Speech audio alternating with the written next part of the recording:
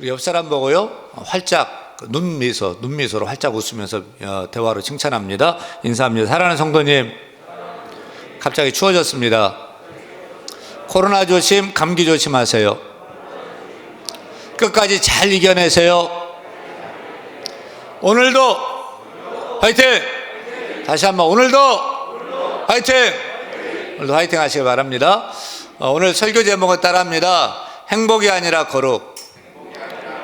행복이 아니라 거룩.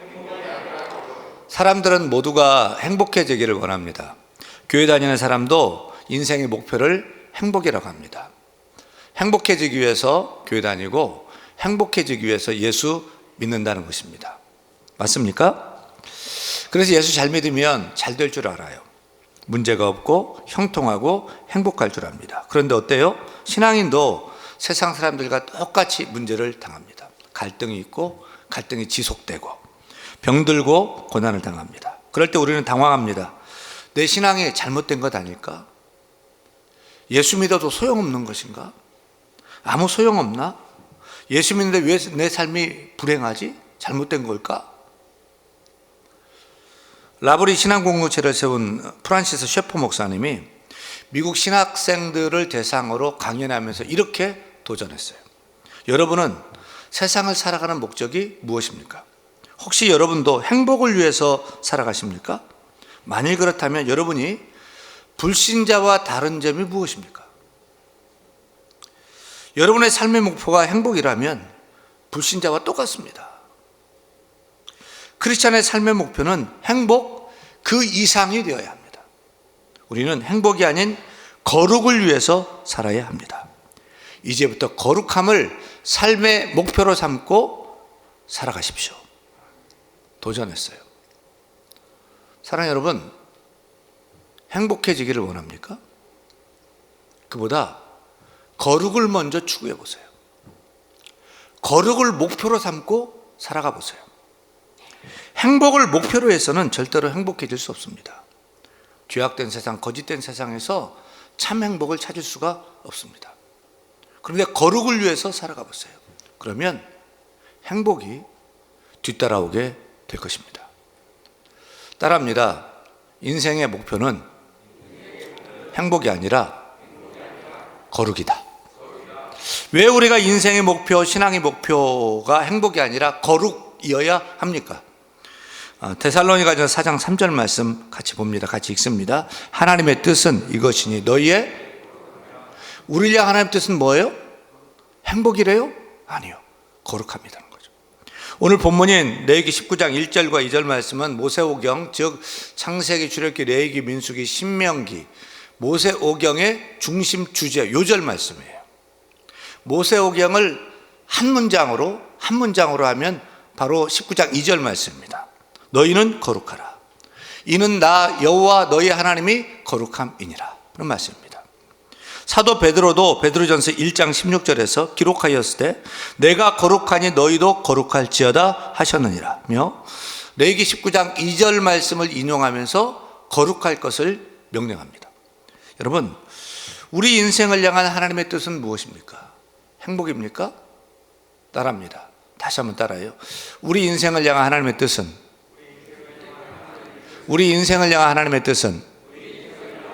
행복이 아니라 거룩이다. 이제부터는 행복을 추구하며 살기보다 거룩을 추구하며 살아보세요. 우리 부부가 행복하기 원합니까? 여러분 부부가 진정 행복하기 원합니까? 그렇다면 먼저 거룩을 이루어 보세요.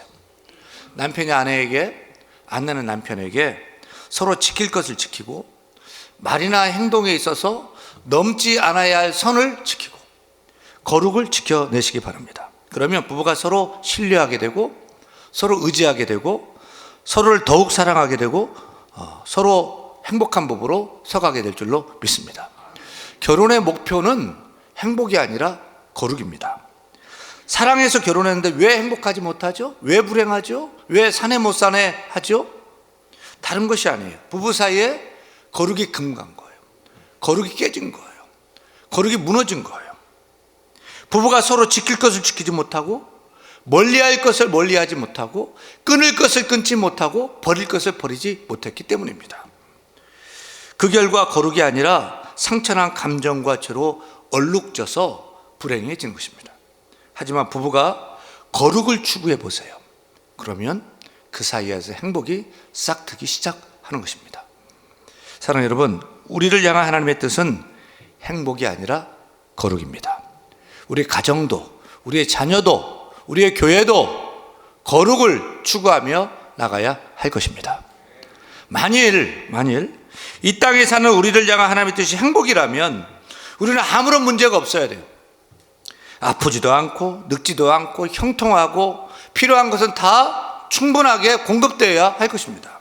하지만 이 땅에 사는 우리 성도들도 여전히 문제가 많아요. 아프고 병들고 갈등은 지속되고 좌절하고 슬퍼하고 결국은 죽습니다. 왜 하나님 우리 인생에게 이런 어려움, 왜 이런 고난을 허락하실까요? 왜냐하면 우리 인생을 향한 목적이 행복이 아니라 거룩이기 때문입니다. 따라서 우리가 고난을 만났을 때, 병들었을 때, 문제를 만날 때 거룩하신 하나님을 찾아야 하는 거예요. 내 힘으로 감당할 수 없는 시험 앞에서 우리가 하나님을 간절히 찾아야 할 것입니다. 우리는 거룩하신 하나님 앞에서 우리 자신을 돌아봐야 돼요. 내가 하나님 앞에 떨어진 것이 무엇인가? 교만한 것, 잘못한 것, 불순종한 것이 무엇인가? 돌아보면서 죄를 회개해야 할 것입니다. 붙들었던 것 이제는 내려놓고, 포기할 것을 포기하고, 나 자신을 깎고 나 자신을 꺾고 변화되어야 돼요. 나는 죽고 예수님이 내 안에서 살아 역사함으로 나 자신도 모르게, 나도 모르게 조금씩 하나님을 닮아가고 예수님을 닮아가는 거룩한 성도로 세워져 가야 할 줄로 믿습니다. 자녀는 부모님을 닮게 되어 있습니다. 아들을 알려면 아버지를 보면 돼요. 그래서 그 아들의 그 아버지의 그 아들 이란 말이 있습니다. 그 딸은 어머니를 닮기 때문에 어머니가 그러하면 딸도 그러한 것입니다. 하여간 닮은 데가 없으면 발가락이라도 닮게 돼 있어요. 그렇다면 하나님의 자녀된 우리는 누구를 닮아야 될까요? 우리가 하나님의 자녀인데 누구를 닮아야죠?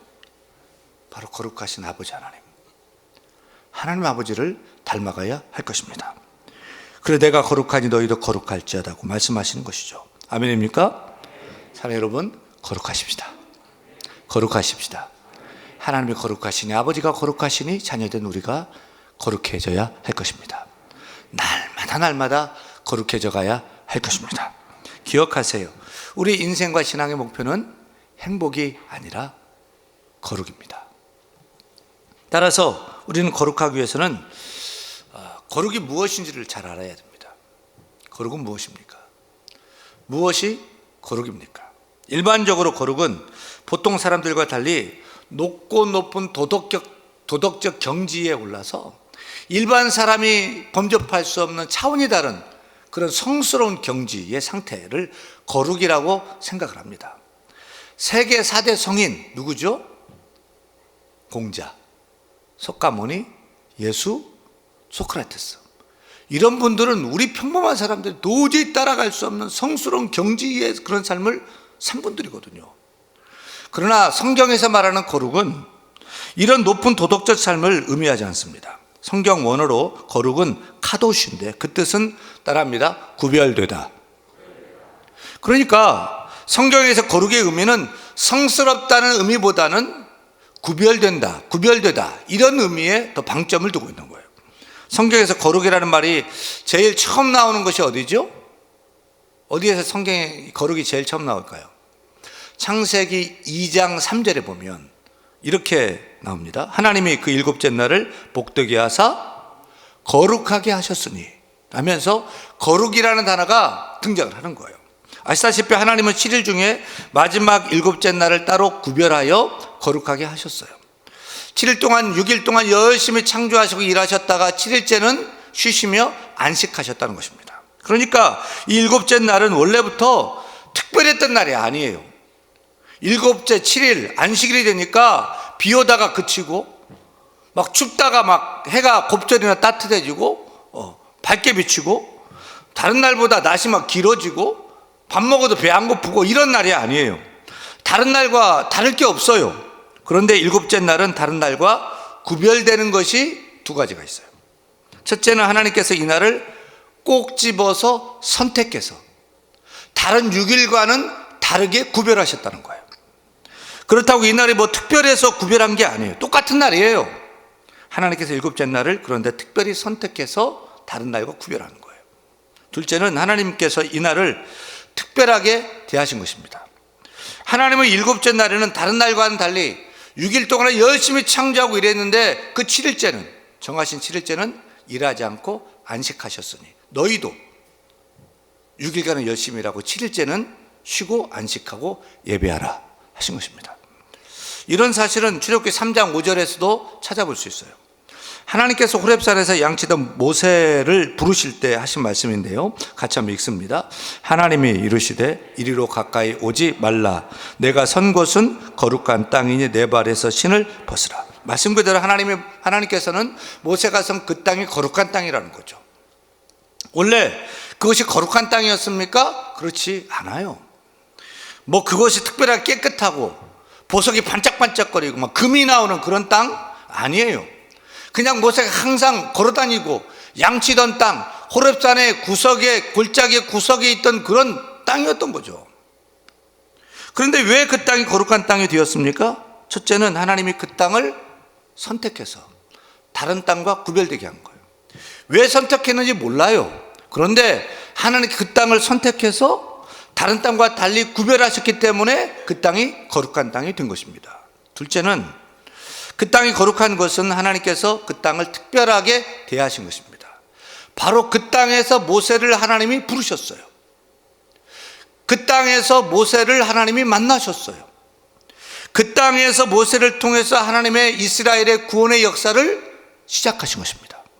이렇듯 성경이 말하는 거룩은 사람들이 생각하는 그런 높은 성스러운 경지를 말하는 게 아닙니다. 윤리적으로 도달할 수 없는 성스러운 경지를 말하는 게 아니에요. 성경에서 말하는 거룩은 똑같은데 하나님이 특별히 선택해서 다른 것과 구별해서 그것을 특별히 대하시고 사용하시기에 그것을 따라합니다. 거룩이라고 하는 거예요. 여러분, 이 마이크를 성물이라고 합니다. 이 마이크가 성물이 된 거예요. 노래방에서 이 마이크가 있고 또 회사 강당에서 이 마이크가 있을 때 성물이라고 그래요? 그렇잖아요. 근데 왜 이 마이크를 성물이라고 합니까? 왜 이 잔을 성물이라고 합니까? 많고 많은 마이크 중에서, 많고 많은 잔 중에서 특별히 선택해서 하나님의 말씀을 전하는 도구로 사용하기 때문에 성물이라고 하는 거예요. 왜 우리 예수 믿는 우리를 성도라고 하죠? 우리가 뭐 다른 사람보다 도덕적 수준이 높고 막 또 달라서 그래요? 아니, 똑같아요. 하지만 하나님 우리를 많은 사람들 중에서 우리를 선택해서 다른 사람들과 다르게 구별하신 거예요. 왜 선택했죠? 잘나서요? 똑똑해서요? 예수 잘 믿을 것 같았어요? 착해서요? 아니에요. 그런 조건 없어요. 그저 하나님의 사랑으로, 무조건적인 은혜로, 무조건적인 조건이 없이 우리를 그냥 선택해서 세상 사람들과 구별시킨 거예요.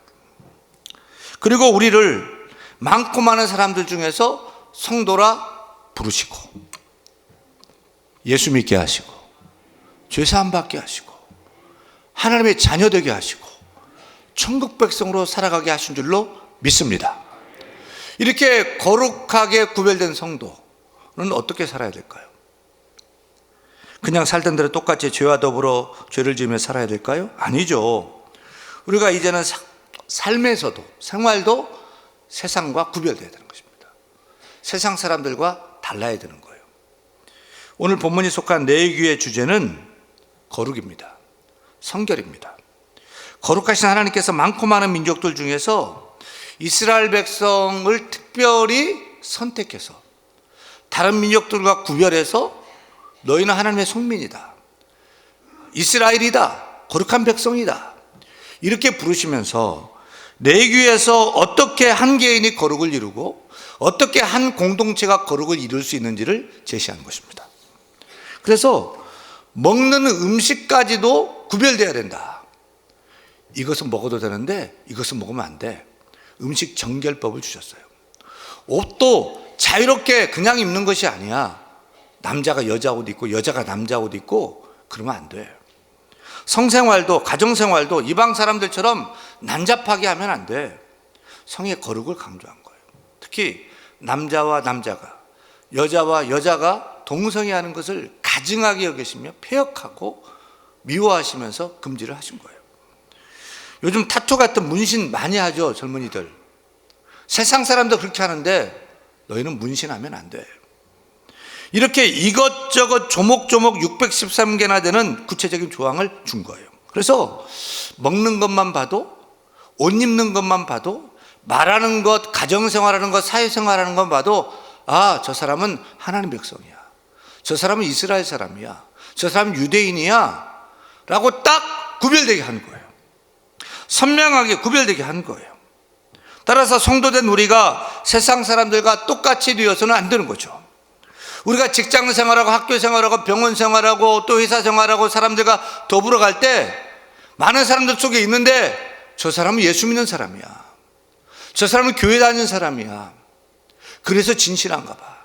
야, 저 사람 참 정직한데 거짓말할 줄 모르는데 예수 믿는 사람이기 때문일 거야. 저 사람은 예수 믿는 사람이야. 라고 세상 사람들과 똑같이 있지만 선명하게 구별되어야 되는 거예요. 그것이 거룩을 이루는 것입니다. 특별히 오늘 우리가 읽은 레위기 19장은 우리가 죄를 짓지 않고 죄와 거리두기를 하는 것을 넘어서서 더욱더 적극적으로 선을 행하고 사랑을 행하는 행동으로 거룩을 이루라고 명령하고 있습니다. 다시 말하면 레위기 19장은 거룩하기 위해서 부정적으로 뭐뭐 하지 말라 뭐뭐 하지 말라는 것을 금하고 또 소극적으로 죄의 거리두기를 하며 멀리하는 그런 측면이 아니라 좀 더 긍정적이고 적극적인 차원에서 거룩하도록 하는 목록을 쭉 제시를 하셨어요. 그것이 무엇입니까? 레위기 19장 한번 보세요. 3절 한번 보세요. 3절. 3절 보면 내 부모를 경외하고 순종하고 효대하는 것이 무엇이냐? 그게 거룩한 것이다. 5절에 보면 화목 제물을 드리고 첫째 날 제물 드리는 날과 그 다음 날까지 소 한 마리를 다 먹어라. 셋째 날에는 불살라 다 버려라. 는 거예요. 무슨 뜻이에요? 여러분, 소 한 마리를 혼자서 먹을 수 있어요?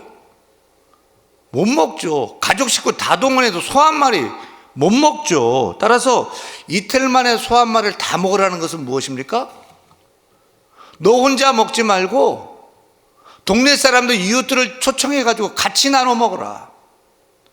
그래도 못 먹으면 버리는 것보다는 차라리 싫은 사람, 네가 미워하는 사람을 초대해서 내가 오늘 소 한 마리 쏜다 하면 초대해가지고 먹어라. 그것이 거룩이라는 거예요. 9절에 보면 포도 추수를 할 때 다 따서 먹지 말라. 가난한 사람들이 따먹고 주워 먹을 것을 남겨놓고 추수하라는 것입니다. 그것이 무엇입니까? 거룩입니다. 하나만 더 봐요. 17절에 보면 형제를 미워하지 말라고 합니다. 원수를 원수로 갚지 말고 동포를 원망하지 말고 이웃을 내 자신처럼 내 몸처럼 사랑하라는 것입니다. 이것이 무엇입니까? 거룩입니다. 무슨 말이에요?